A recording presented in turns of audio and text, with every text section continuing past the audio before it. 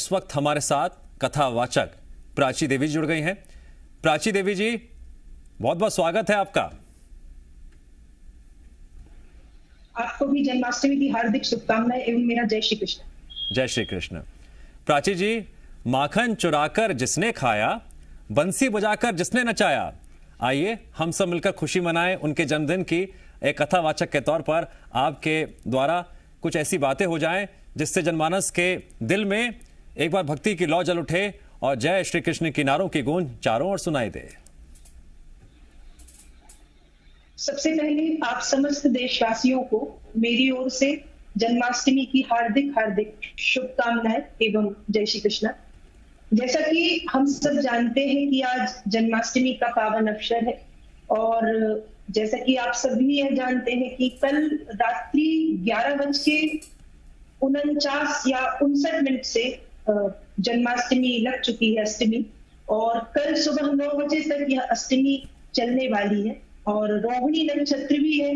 मैंने ऐसा पढ़ा था कि जो समय भगवान श्री कृष्ण के जन्म के समय था, जैसा नक्षत्र होना चाहिए, जो मुहूर्त होना चाहिए, इस वर्ष बड़े वर्षों के बाद वह शुभ घड़ी हम सभी के बीच में आई है।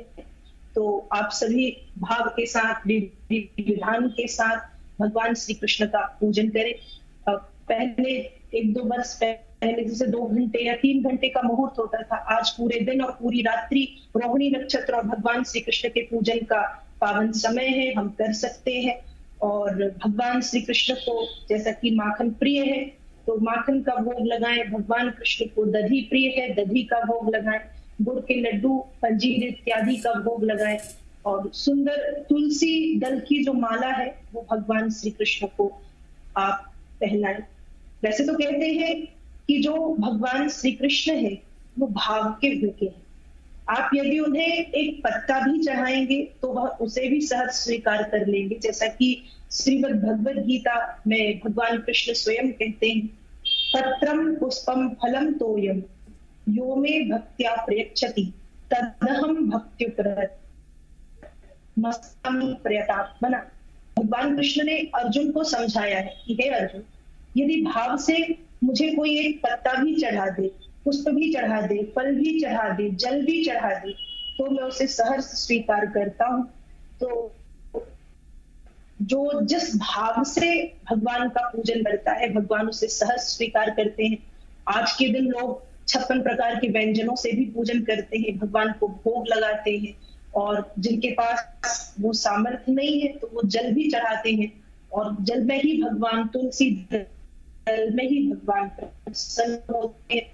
तो कहते हैं कीमत वस्तु की नहीं, कीमत भाव की देखी जाती है।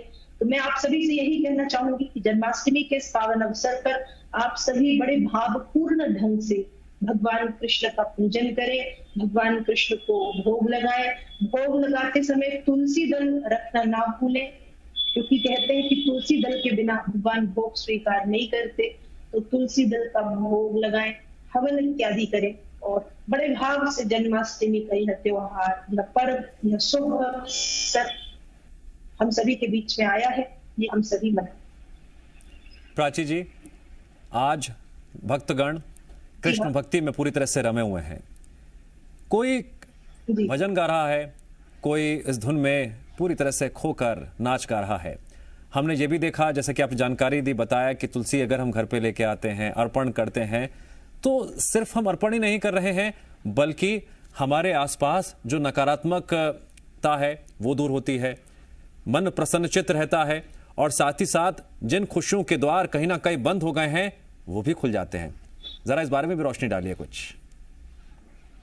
जी हाँ, बिल्कुल सही बात है। तुलसी, हम वैसे भी भारतवर्ष में निवास करते हैं, हम सनातन धर्मावलंबी हैं, हम वैष्णव हैं, तो तुलसी के महत्व को तो हम सभी जानते हैं। ऐसा कोई बिरला ही होगा जो सनातनी नहीं है, जो वैष्णव नहीं है, वही तुलसी के महत्व को नहीं जानेगा। बाकी तो हम सब वैष्णव जन तुलसी के महत्व को समझते हैं कि भगवान का जो पूजन है, भगवान कृष्ण का पूजन खास तौर से बिना तुलसी के अधूरा है। तुलसी दल का भोग पर तुलसी दल रख के ही भगवान उस भोग को पाते हैं। जल में भी तुलसी दल प्रभु को लगाया जाता है। साथ ही साथ तुलसी के पत्तों की और तुलसी की मंजरी की माला भगवान को पहनाई जाती है। भगवान प्रसन्न होते हैं। और तो और जब हम भगवान कृष्ण के मंत्रों का जाप करते हैं, चाहे वह ओम नमो भगवते वासुदेवाय हो या कृष्णाय वासुदेवाय, हरिये परमात्मने, प्रणत क्लेश नाशाय, गोविंदाय नमो नमः, कोई भी मंत्र का जाप हो, तुलसी की माला से ही भगवान श्री कृष्ण के मंत्र का जाप करना चाहिए और उस मंत्र के जाप से विशेष फल की प्राप्ति। प्राची जी, मैं जुड़ूंगा आपसे एक बार फिर। तस्वीरें देखिए अलग अलग शहरों से जो सामने आ रही हैं, कितनी मनमोहक हैं। जो धुनें सुनने को मिल रही हैं, मन प्रसन्नचित्त हो जाता है और हर कोई श्री कृष्ण की भक्ति में पूरी तरह से रम जाता है।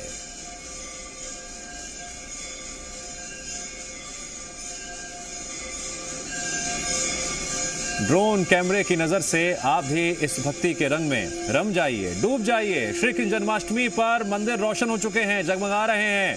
घर हो या मंदिर, बेहद खूबसूरत सजावट की गई है। और आज तो वैसे भी अद्भुत सहयोग है, लोग कोरोना गाइडलाइन का पालन भी कर रहे हैं, साथ ही साथ कान्हा के जन्मोत्सव को भी धूमधाम से मना रहे हैं।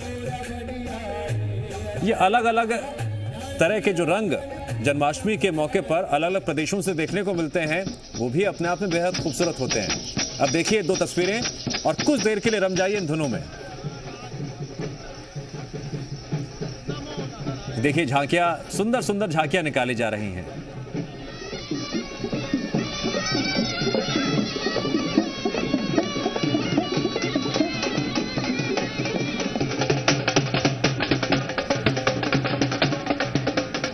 चलिए इन तस्वीरों को देखते हुए, समझते हुए एक बार फिर से हम लोग करते हैं प्राची देवी जी का। प्राची जी, अब मेरा सवाल मनुष्यता को लेकर है। आज के कलयुग के इस दौर में मनुष्य को कई नकारात्मक गुणों ने, अवगुणों ने घेर रखा है और व्यवहारिक तौर पर भी कई हमारी ऐसी सोच आज सामने आ जाती है जो दूसरों के लिए घातक साबित होती है। हमें याद करना होगा उस दौर को जब महाभारत युद्ध शुरू होने से पहले भगवान श्री कृष्ण ने अर्जुन को गीता का पाठ सुनाया था, गीता का संदेश दिया था। क्या आज के दौर में उस गीता के संदेश को एक बार फिर से याद करने की जरूरत है, जब पूरा देश जन्माष्टमी का त्योहार धूमधाम के साथ मना रहा है? जी हाँ, बिल्कुल आपने मानवता की बात कही है और आज के समाज में मानवता कहीं ना कहीं होती चली जा रही है। इंसानियत होता जा रहा है।